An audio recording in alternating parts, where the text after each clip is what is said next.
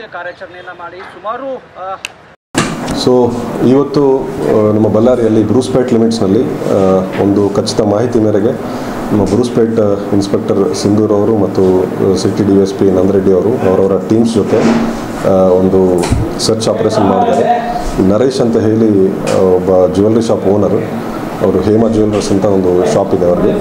ಅವ್ರ ಮನೆಯಲ್ಲಿ ಸರ್ಚ್ ಮಾಡಿದಾಗ 5.6 crore ಕ್ಯಾಶ್, ಹಾರ್ಡ್ ಕ್ಯಾಶ್ ಮತ್ತು 103 kg ಆರ್ನಮೆಂಟ್ ಸಿಲ್ವರ್ ಮತ್ತು 68 kg ರಾ ಸಿಲ್ವರ್ ಮತ್ತು 3 kg ಗೋಲ್ಡ್ ಇಷ್ಟೆಲ್ಲ ಅವ್ರ ಮನೆಯಲ್ಲಿ ಸಿಕ್ಕಿದೆ. ಅದಕ್ಕೆ ಯಾವುದೇ ಪೂರಕ ದಾಖಲಾತಿಗಳು ಇರಲಿಲ್ಲ. ಸೊ ನಮ್ಮ ಟೀಮ್ಸ್ DSP ಮತ್ತು ಇನ್ಸ್ಪೆಕ್ಟರ್ ಅವರು ಪಂಚರ ಸಮಕ್ಷಮದಲ್ಲಿ, government ಪಂಚರ ಸಮಕ್ಷಮದಲ್ಲಿ, FST SST team ಸಮಕ್ಷಮದಲ್ಲಿ mahazar ಮಾಡಿಕೊಂಡು ಎಲ್ಲ ಸೀಸ್ ಮಾಡಿಕೊಂಡು ಬಂದಿದ್ದಾರೆ. ಇದಕ್ಕೆ ನಾವು ಒಂದು FIR ಮಾಡಿ ಫರ್ದರ್ ಇನ್ವೆಸ್ಟಿಗೇಷನ್ ನಡೆಸ್ತೀವಿ. ನೆಕ್ಸ್ಟ್ ಅದೇ ಅವ್ರಿಗೆ ಕರೆಸಿ ಅದಕ್ಕೆ ಏನಾದರೂ ದಾಖಲಾತಿಗಳು ಇದೆಯಾ ಅದೆಲ್ಲ ಕಲೆಕ್ಟ್ ಮಾಡಬೇಕು ನಾವು.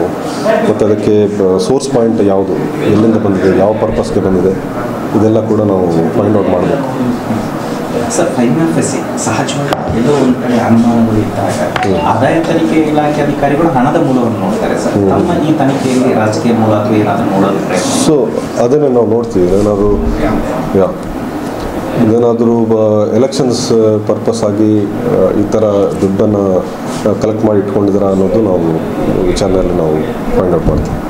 ಸರ್, ಒಂದು ವೇಳೆ ಅದು ಪಕ್ಕ ಆಯಿತು ಅಂತಂದರೆ ತನಿಖೆ ತಮ್ಮದೇ ಮುಂದುವರಿಸ್ತೀರಿ? ಯಾಕಂದರೆ ಆದಾಯ ತೆರಿಗೆ ಅವ್ರದ್ದು ತನಿಖೆ ಸರ್. ಈ ನಿಟ್ಟಿನಲ್ಲಿ ಏನಾದರೂ ಬೆಳವಣಿಗೆ? ಈ ನಿಟ್ಟಿನಲ್ಲಿ ಪೊಲಿಟಿಕಲ್ ಸಂಬಂಧಪಟ್ಟಂಥದ್ದು ಯಾವುದಾದ್ರೂ ಇದ್ದರೆ ಅದು ನಾವೇ ತನಿಖೆ ನಡೆಸ್ತೀವಿ.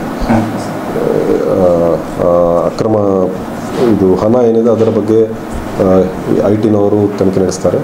ಬಟ್ ಇದಕ್ಕೇನಾದರೂ ಪೊಲಿಟಿಕಲ್ ಇನ್ಫ್ಲುಯೆನ್ಸ್ ಮಾಡೋಕ್ಕೆ ಏನಾದರೂ ಯೂಸ್ ಮಾಡಿದಿರುವಂಥ ಹಣ ಅಂತ ಏನಾದರೂ ಮೂಲಗಳಿದ್ದರೆ ಅದು ನಾವು ತನಿಖೆ ನಡೆಸ್ತೀವಿ. ಸರ್, ಈಗ ಸಹಜವಾಗಿ ಕಳೆದ ವಿಧಾನಸಭೆಯಲ್ಲಿ ಚುನಾವಣೆಯಲ್ಲಿ ಬಳ್ಳಾರಿ ರೂರಲ್ ಮತ್ತು ಬಳ್ಳಾರಿ ಸಿಟಿ ಏನಿದೆ ಅಲ್ಲ ಸರ್, ಅದನ್ನು ಚುನಾವಣಾ ವೆಚ್ಚ ಕ್ಷೇತ್ರಗಳು ಅಂತೇಳಿ ಗುರುತಿಸಿ ಅದರ ಬಗ್ಗೆ ಹೈ ಅಲರ್ಟ್ ಇತ್ತು ಸರ್.